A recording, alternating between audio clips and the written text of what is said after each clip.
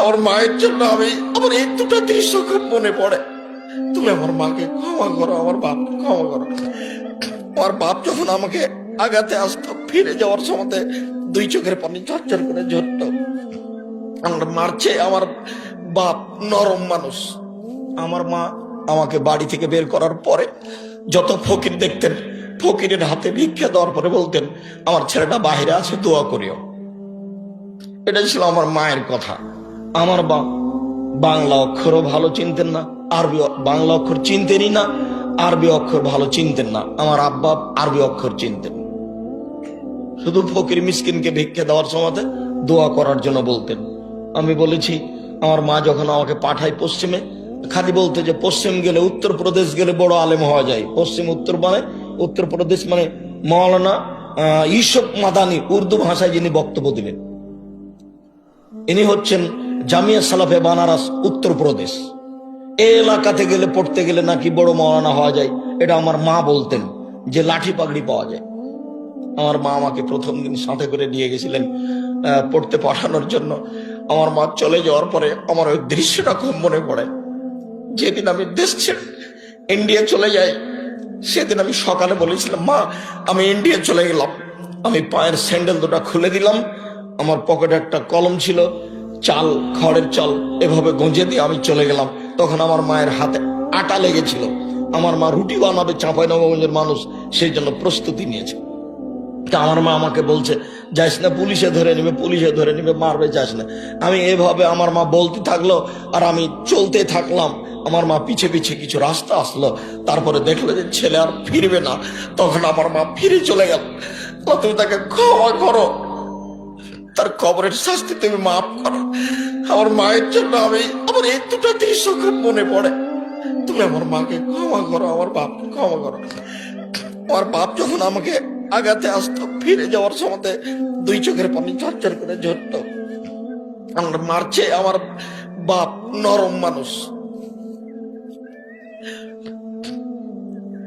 আমার মা খুব শক্ত মানুষ বাড়ি থেকে পাঠানোর ব্যাপারে। আমি একদিন প্রতিষ্ঠান যাব না বলে নদীতে সাঁতার দিয়েছি, অনেকক্ষণ দেরি করে এসেছি।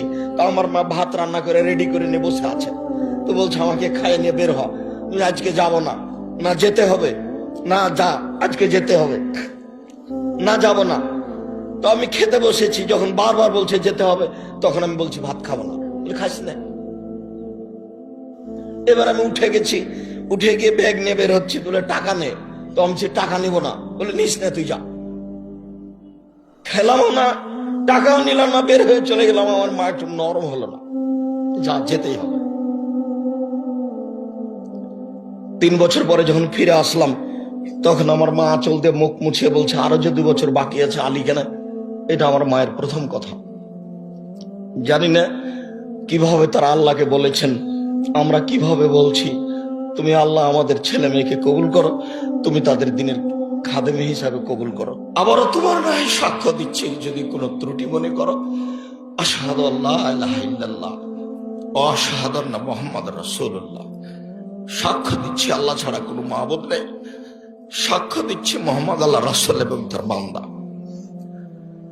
আমাদের কিছু করার মতো ক্ষমতা নেই, আর এসব জিম্মেদারি আমি নিইনি। এসব জিম্মেদারি আমার উপরে চাপিয়ে দেওয়া হয়েছে।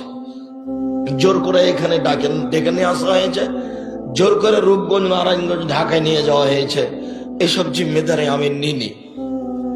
আমি বলছি, আমি মানুষ হিসাবে যদি কোথাও ভুল থাকে, তাহলে তুমি ওটা আমাকে সংশোধন করে দাও। আমি ভুল সহ কোনো কাজ করতে রাজি নই।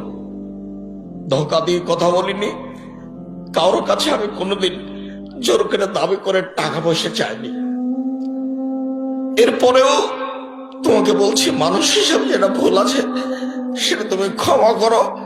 তোমার দরবারে বিনীতভাবে ক্ষমা চাচ্ছি। আস্তাগফিরুল্লাহ ওয়া আতুবু ইলাইহি। কেউ পারে না। কাদির তিনি ক্ষমতাশীল, তাকে কেউ পারে না। কবি তিনি শক্তিশালী, তাকে কেউ পারে না। কোন শক্তি তার সামনে টিকতে পারে না। আশ্রয় তার কাছে নিয়ে কাজ করছি, তিনি সবকিছু করতে পারেন। এই জন্য একমাত্র বিশ্বাস করে আন্তরিকভাবে তার কাছে আশ্রয় নিয়ে করতে চাচ্ছি। প্রশাসনের মানুষ, আপনাদের শুকরিয়া আদায় করি। আপনারা প্রশাসন হিসাবে আমাদের অনেক সুবিধা দিয়েছেন। আল্লাহ আপনাদেরকে যা যায় খায় তার